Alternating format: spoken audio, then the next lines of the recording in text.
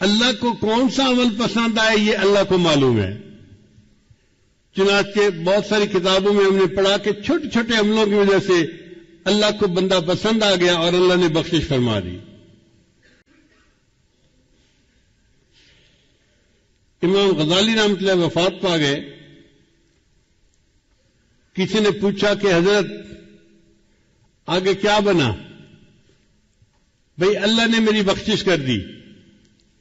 جی حضرت آپ کی بخشش تو ہونی تھی، آپ نے تو اتنی مزیدار کتابیں لکھی کہ پوری امت اس سے فائدہ پا رہی ہے.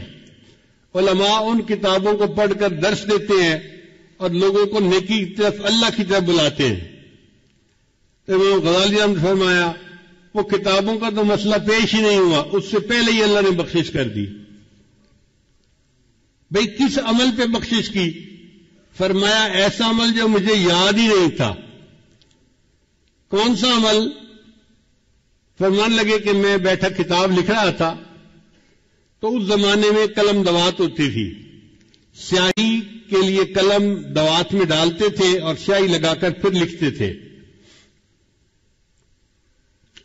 تو میں نے جب قلم دوات میں ڈالی اور باہر نکالی تو ایک مکھی جو تھی وہ اس کی ٹپ کے اوپر، نوک کے اوپر آ کر بیٹھ گئی.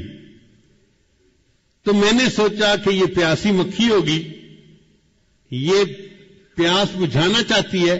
تو میں نے قلم کو 1 سیکنڈ کے لیے روک لیا، وہ مکھی اڑ گئی.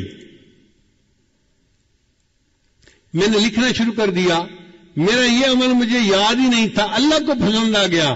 میرے بندے، تو نے ایک مکھی کی پیاس کا خیال رکھا اور اپنے قلم کو تھوڑی دیر کے لیے روک لیا، میں اس پر تیرے سب گناہوں کو معاف کر دیتا ہوں.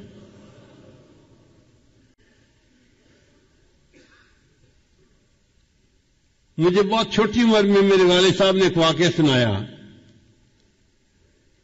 فرمان لگے کہ ہمارے علاقے میں ایک شیخ تھے جو ذمہ دار بھی تھے اور شیخ طریقت بھی تھے.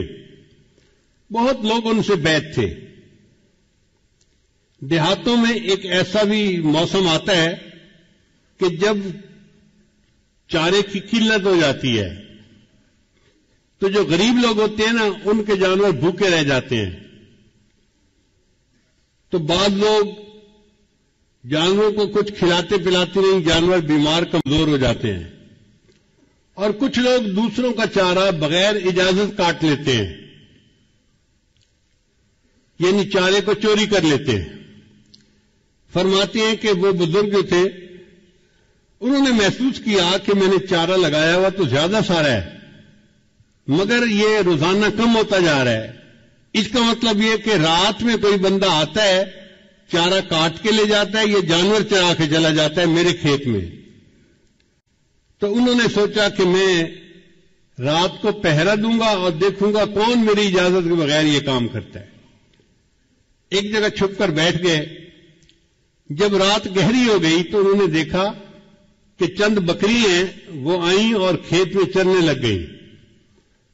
ان کے پیچھے ان کا چرانے والا بھی تھا مگر اندھیرے کی وجہ سے وہ پہچانا نہیں جا رہا تھا کہ یہ کون ہے، نظر بھی نہیں آ رہی تھی اس کی شکل.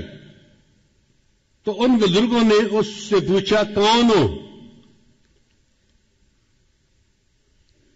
تو جب انہوں نے اس سے پوچھا نا میاں کون ہو، تو اس دیہاتی لڑکے نے جواب دیا احمد ہاں، میں احمد ہوں.